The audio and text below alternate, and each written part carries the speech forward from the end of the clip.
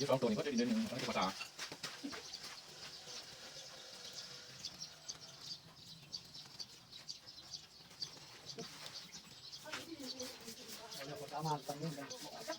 นิดหนึ่งครับแล้วก็เก็บไปกินแล้วนะครับ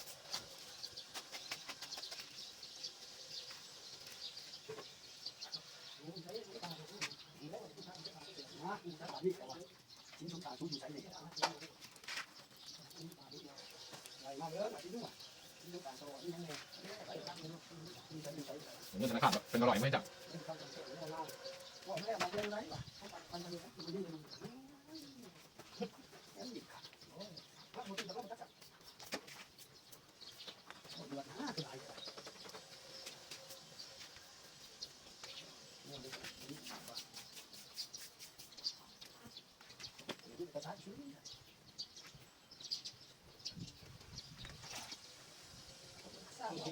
หนักให้อันเดิมทีเยอะ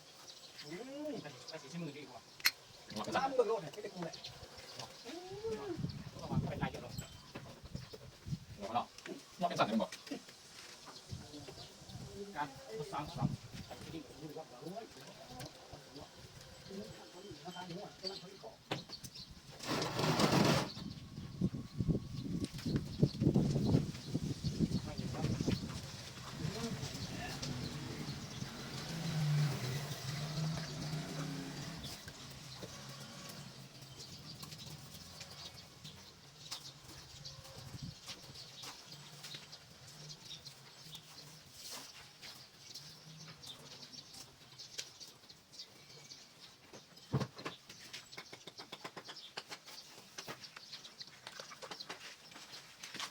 ขาลูกยังไง